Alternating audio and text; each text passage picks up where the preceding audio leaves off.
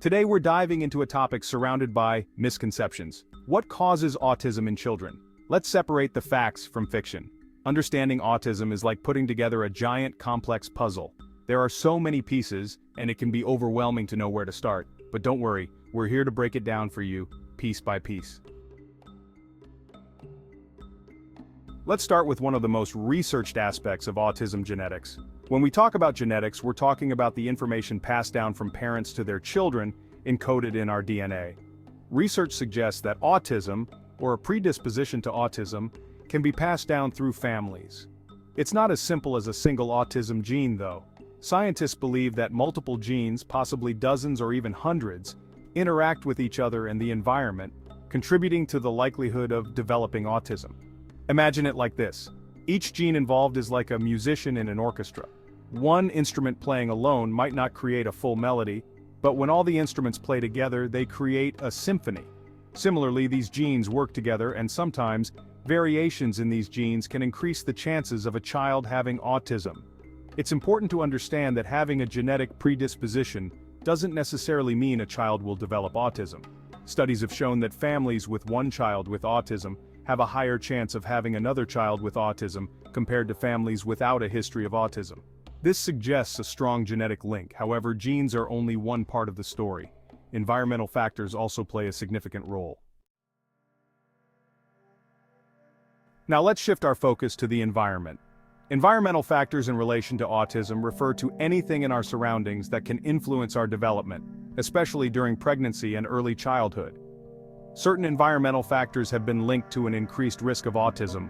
One area of interest is prenatal exposure to certain substances. Studies suggest that exposure to high levels of air pollution during pregnancy may be associated with a slightly higher risk of autism in children. Another area of study is the role of maternal health during pregnancy. Researchers have found that severe infections during pregnancy, particularly those affecting the mother's immune system, might increase the risk of autism in the child. It's thought that the mother's immune response to the infection could potentially impact the developing brain of the fetus. Complications during birth, such as premature birth or low birth weight, have also been associated with an increased risk of autism.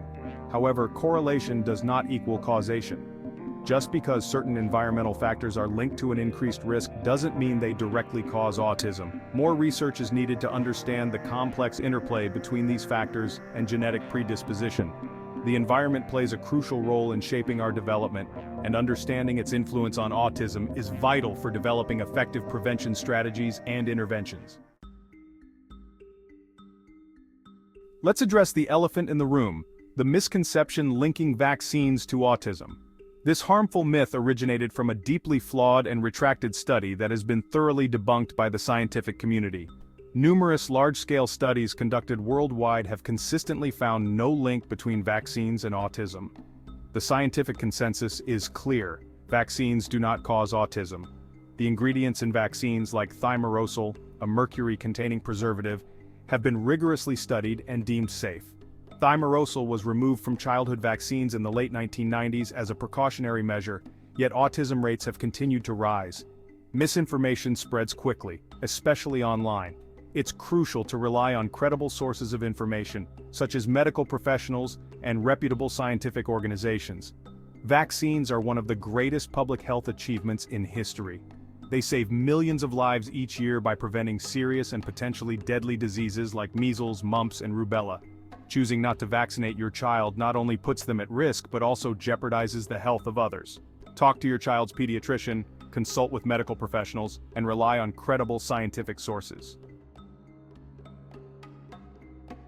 Chapter 4. The Infection Connection: Pregnancy, Illness, and Autism Risk.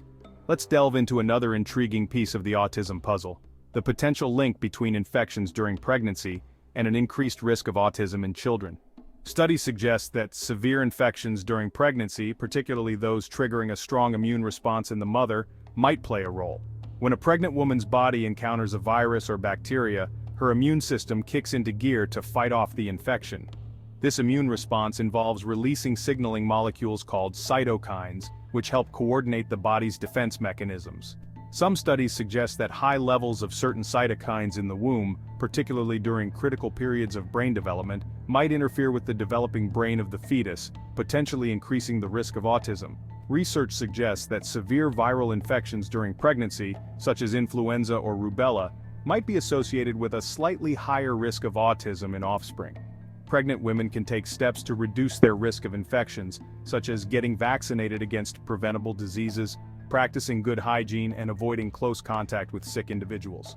More studies are needed to determine the exact mechanisms by which maternal infections might influence autism risk.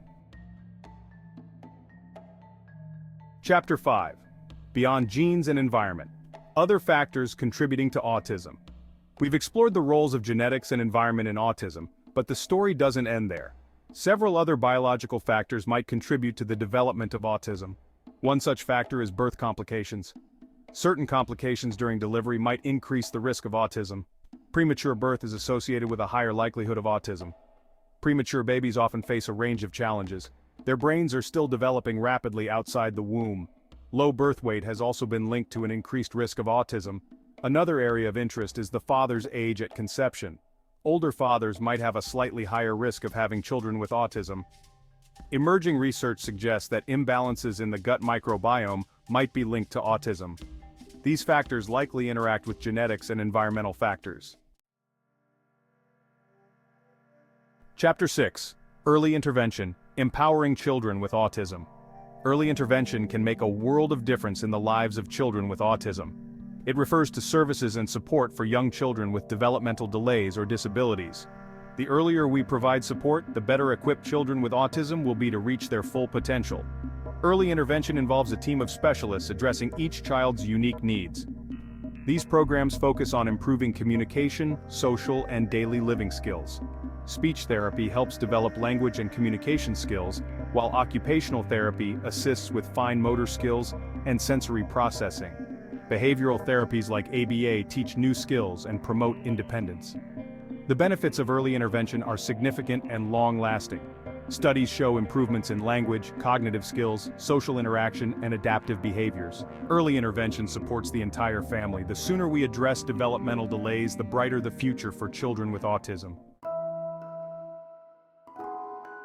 Chapter 7. Understanding Autism, A Journey of Support and Discovery. Thanks for watching.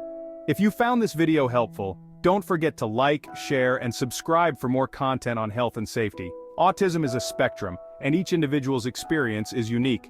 If you have concerns about your child's development, don't hesitate to reach out to your pediatrician or a qualified healthcare professional.